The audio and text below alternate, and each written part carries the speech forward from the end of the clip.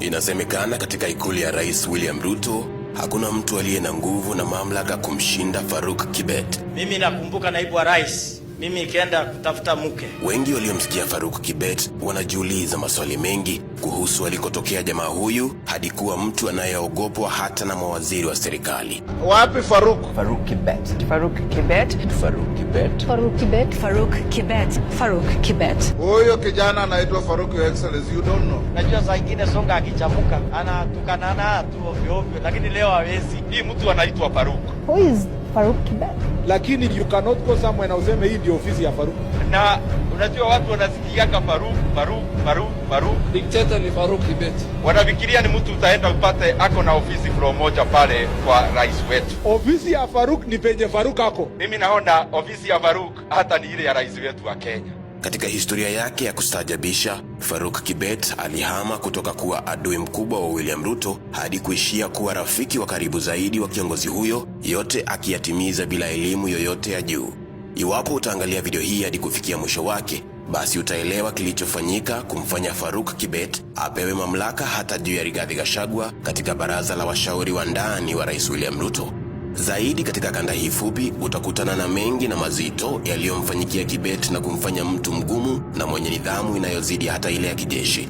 Faruk Tegut Kibet alizaliwa katika kata ya Tarbo, Uasin Gishu, katika kijiji cha Kapkechui, Chepsaita. Siku aliyozaliwa Faruk Kibet haijawekwa wazi kwa umma, kwani Faruk mwenyewe ni mtu msiri mwenye maisha ya faragha zaidi. Faruk alihudhuria shule ya msingi ya Chepkemel Primary School, lakini utafiti wa kina haukupata shule ya upili aliyohudhuria, huku waandishi wengi wakidai kuwa Faruk Kibet hakusoma elimu ya sekondari. Uhusika wa Faruk katika siasa ulianza wakati akiwa bado kijana wa chini ya miaka 25. Kwanza, Faruk Kibet alijiunga na chama cha baba na mama cha KANU na akawa mtetezi mkubwa wa Rais Daniel Moi mashinani Uasin Gishu. Faruk alionyesha njaa na ari ya uongozi alipohama kijijini na kuingia mjini Eldoret, ambapo alianza kujitafutia nafasi za uongozi na umaarufu. Rekodi za gazeti la The Standard zinaonyesha kuwa Faruk Kibet aliandika barua nyingi kwa wahariri wa gazeti hilo, akichangia mijadala tofauti ya kisiasa.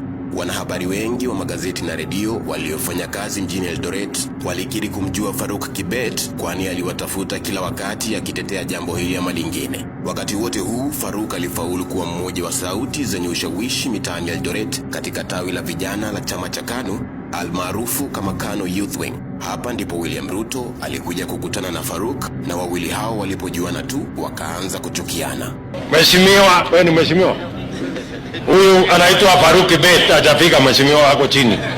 Shilingi 200,000. Ilitokea kuwa wakati Faruk Kibet akijijenga kwa siasa za mashinani za KANU huko Eldoret, William Ruto naye alikuwa amerudi huko baada ya kumaliza elimu yake ya chuo kikuu huko Nairobi. Ruto alikuwa na ndoto za kisiasa zilizoshinda hata zile alizokuwa nazo Faruk. Kitaifa, kijana William Ruto alikuwa amehitimu mengi na hata kuwa mkurugenzi mtendaji wa tawi la vijana la KANU la Youth for KANU.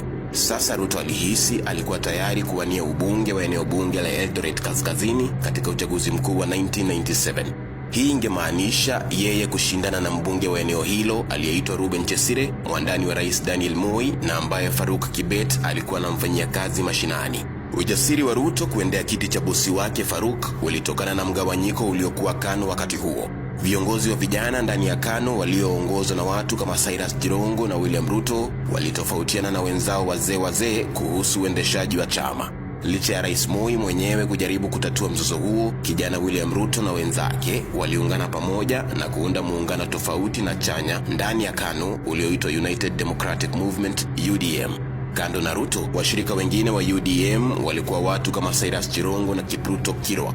Wakati huo William Ruto alikuwa mashinani Eldoret North akipiga kampeni kwenye kuwa kiti cha ubunge cha Reuben Chesire, mwanasiasa aliyekuwa na ushawishi, pesa na tajriba kubwa kumshinda.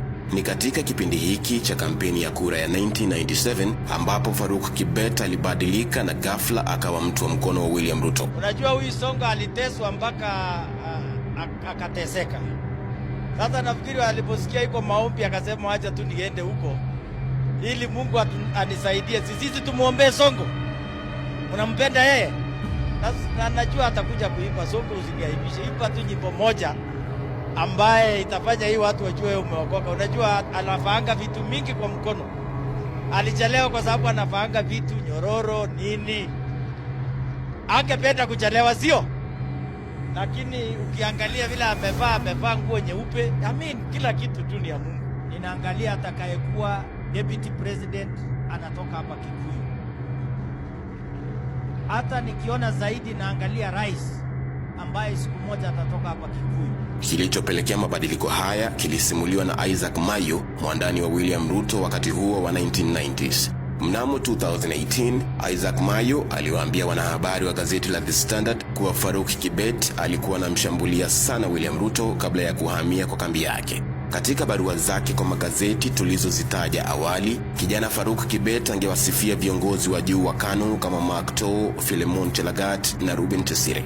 Kwa kutumia ushawishi wake kama mwanaharakati wa KANU mashinani Eldoret, Faruk Kibet angeweka mijadala mizito ya mitaani iliyomkosoa Ruto na vijana wenzake waasi katika KANU kwa kujiona wenye busara kuwashinda wazee wao ndani ya chama hicho tawala. Isaac Mayo, ambaye alikuwa katika kambi ya kampeni ya William Ruto, alikiri kwamba Ruto aliona mashambulizi ya kisiasa ya Faruk yangemdhuru na akaonelea ni vyema kumchukua na kumleta karibu naye. Kwa upande wake, Faruk naye aliwahi kukiri kuwa alipoenda kwa Ruto walikumbatiana na kutoleana ahadi ya kufanya kazi milele. Kulingana na Bwana Mayo, uamuzi wa Ruto kumleta Faruk Kibet chini ya mshipi wake ulisaidia kampeni ya Ruto ya kwanza huko Eldoret North. Basi ikawa baada ya Ruto kumchukua Faruk Kibet kama mtu wake wa ground, Kibet aliapa kumtumikia Ruto bila kufeli, na ahadi hii inaonekana kusimama hadi wa leo. Ushindi wa William Ruto, mgombea kijana, dhidi ya Chesire katika kura ya 1997 unasemekana kuchangiwa pakubwa na uwepo wa Faruk katika kambi yake. Kama kiongozi wa vijana mashinani wa muda mrefu, Faruk alimsaidia Ruto kwa kumpa siri za kisiasa za mpinzani wake, kwani Faruk alimjua kiundani Ruben Chesire. Mrengo wa Ruto tulioutaja awali wa United Democratic Movement ndani ya KANU uliposajiliwa mnamo Januari mwaka wa 1999, Faruk Kibet akawa wa kwanza mashinani kuita wanahabari na kuunga mkono wapinzani hao waliojitenga ndani ya KANU. Ijapokuwa hatimaye Rais Daniel Moi aliwatawanya waasi wa UDM kwa kumpa waziri Cyrus Jirongo, mrengo huo ungempa ndoto zaidi za kuanzisha chama chake cha Bonde la Ufa siku moja William Ruto. Wakati kampeni za kura ya 2002 zikikaribia, Faruk Kibet, ambaye sasa alikuwa mtu wa karibu wa mbunge William Ruto, akawa anashambulia wazee wa KANU waliomtaka Moi aendelee kuwa rais hata baada ya 2002. Kama tu alivyomtetea Ruben Chesire kwa udi na uvumba kabla ya 1997, Faruk akawa meno makali aliyotumia William Ruto kuwapiga wapinzani wake mashinani Bonde la Ufa. William Ruto alikuwa msomi aliyehitimu kutoka chuo kikuu cha Nairobi, ilhali Faruk alionekana kuwa mtu wa chini mwenye kisomo kidogo, lakini urafiki wao ukawa kama wa watu wanaotoshana kwa njia zote. Ilipofika mwaka wa 2000, rekodi zilizoonekana na gazeti la Daily Nation zinaashiria kuwa Faruk Kibet alihusika kuwazuia wanyakuzi walionuia kunyakua shamba moja huko Uasin Gishu, tukio ambalo liliishia kwa vyombo vya habari. Shamba hilo lilikuwa la kampuni ya East African Tanning and Extract Company, na Faruk Kibet alitokea akiwa na vijana 60 wakidai kuwa njama ilikuwa ya kufukuza watu waliouziwa shamba hilo, watu ambao Faruk alinuia kuwatetea.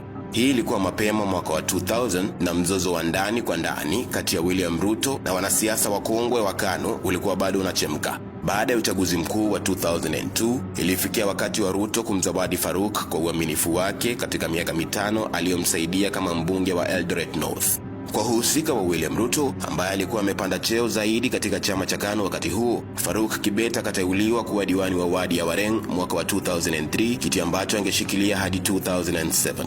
Kama diwani huko Uasin Gishu, Faruk Kibet aliendelea kuwa silaha ya kisiasa ya William Ruto katika siasa za Bonde la Ufa, ambapo Ruto alikuwa na ndoto za siku moja kuwa kigogo. Kufikia 2004, Ruto na chama chake cha KANU walikuwa wapinzani baada ya mgombea wao Uhuru Kenyatta kubwagwa na Mwai Kibaki katika uchaguzi wa Disemba 2002. Rais mpya Mwai Kibaki alipopangiwa kuzuru Eldoret kwa mara ya kwanza kama rais ikiwa mwezi Machi 2004, William Ruto na Faruk Kibet walikuwa wamempangia. Inarekodiwa kuwa siku chache kabla ya hafla ya maonyesho ya kilimo ya Eldoret ASK Show ambayo Rais Kibaki angehudhuria, Faruk alifika kwa kituo cha polisi kuomba kibali cha kiajabu. Polisi kituoni walishangaa kumwona jamaa huyo mrefu amefika huku ameandamana na kundi la wenzake. Faruk alitaka polisi wamkubalie aongoze maandamano ya amani dhidi ya Kibaki mjini Eldoret siku hiyo hiyo ambao Kibaki angekuwa huko. Aliponyimwa nafasi hiyo, alisema alitaka kuandaa maandamano hayo kwa niaba ya wabunge wa KANU ikiwemo William Ruto, David Koros, Joseph Lagat, David